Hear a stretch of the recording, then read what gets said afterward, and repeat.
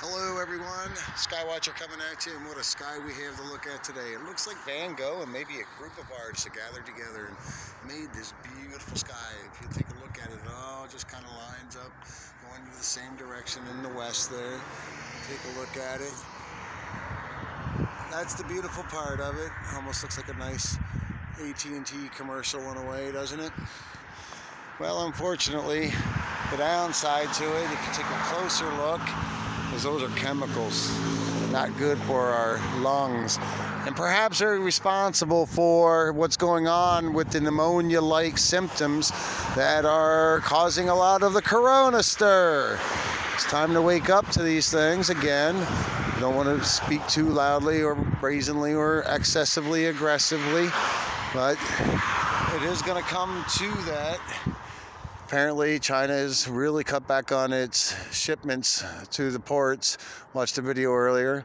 And if you haven't checked out aplaintruthforyou.com, check it out. You'll find the most up-to-the-date levels of truth behind a lot of our actions, events, and therefore the way things lay out in the political field, the business fields, the medical fields. Kind of puts it all together for us.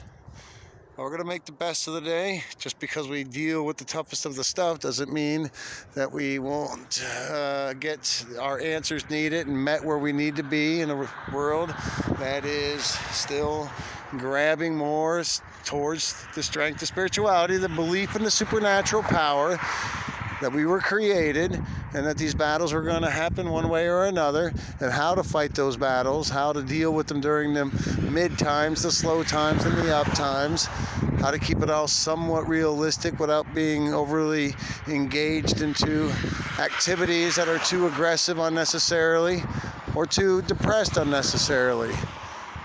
Human beings cannot be taken out very easily as a whole. That's why they have played a lot of deception upon us. That's why they go through all of the different hoops to try to steer us off into wrong paths.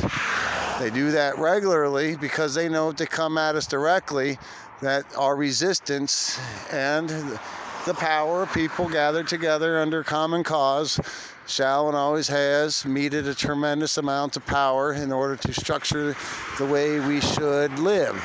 If you look at it on the natural, pure natural world, for atheists that may think that we had evolved and that we are further down the line from other animals, we will see that our power in there is still similar to what the power of God making us different, even though we have similarities.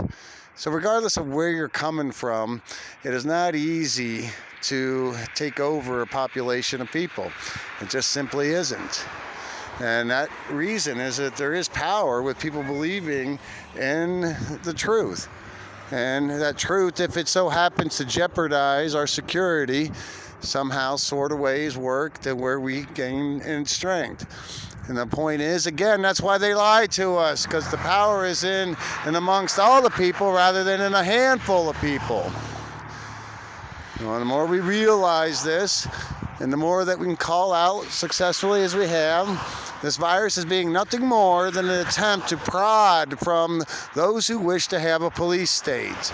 Those who wish to go ahead and have us turn into robots per se, probably crossing over the line of what God, if you're a believer, would have us be like.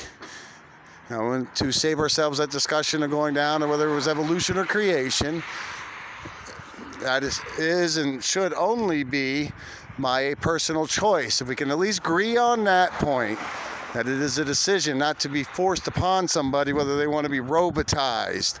There have already been transgressions against us as a whole, unbeknownst to most people, the level that has occurred. So, my ride is here to go out and do some work. May God bless all of us. And while visually appreciating the skies, know that's going to be part of our answer into not becoming a robot. Adios.